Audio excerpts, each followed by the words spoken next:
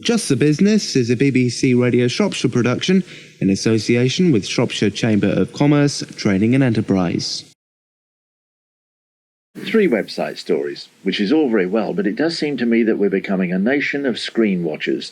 For instance, each week when I talk technology to Sean Cargill in his Clicking Mad office in Bridgnorth, there's always a humming noise on the recording, a sort of because he's sitting in front of his computer. Always. He's a slave to the PC. Yeah, that's right. It is always on. I never turn it off. So it's taken over your life? Completely. I am not the person I once was. Oh, seriously? I leave it on. It does affect people's ability to communicate, particularly email. It has affected many, many businesses in this country and obviously around the world.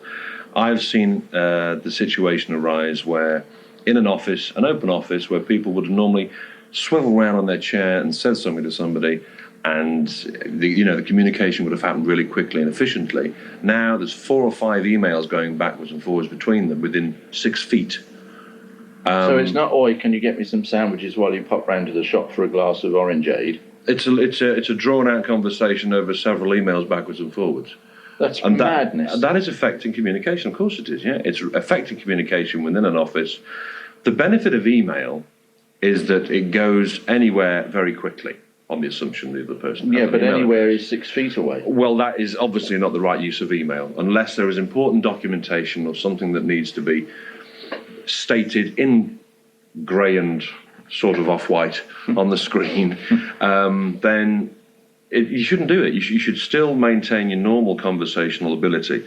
My concern is obviously for the young. If they are getting so used to sending and receiving emails, how are they going to improve on their oratory skills, if you like? I heard stories this week of people who send emails to their grandmother rather than go and see them. There you go, exactly. Now there's going to be the reason for that is it's going to be 1 or 2 times, wow, I can send an email to my granny, and the granny's going to say, wow, I've got one for my grandchild. Fantastic. It's all right if granny's in Australia, Mike. Well, yes, of course. And there's all sorts of extra things you can do with that facility, and they are great. But there's overkill, and we have at the moment an overkill situation.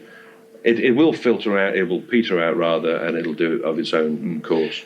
I also heard a story this week of a company where they, after 4 or 5 years, actually called the staff together, and people said, could we please start using the phone a little bit more and talk to each other? Do you find this when you go to other companies? Yeah, there's two sides to this. From a company's point of view, it is cheaper, more often than not, to communicate with its employees by using email. Well, yes. I mean, if you want to send an email to 200 people, clearly... It's one email... to everyone. One email, 1 click, and it goes to everyone. So that is obviously quite a good thing, particularly if you've got important things to say. The downside, of course, is that what happens as a result of receiving that email, you're then responding back to it, probably. And you get 200 responses, which you hadn't covered in your original email. So then you're starting a thread, a chain of email backwards and forwards to clarify points and sort things out. So it might have been better to get them in a room and then tell them. Yes. And they could have asked questions there and then and dealt with it like we used to do. Telephones, of course, yeah, but phone calls cost businesses money. So I can understand why people are using email. If they do it cleverly and arrange it correctly, then it will benefit them. Yeah. But there is a fine line to draw.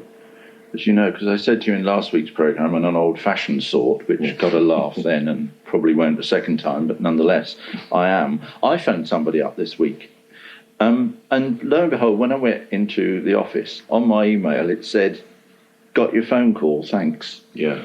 That's Well, that's really using it a bit unnecessarily, really, isn't it? I think that's. Well, I suppose they couldn't get me on the phone or on the back again.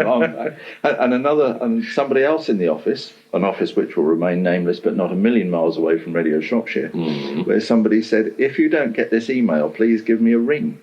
There you go.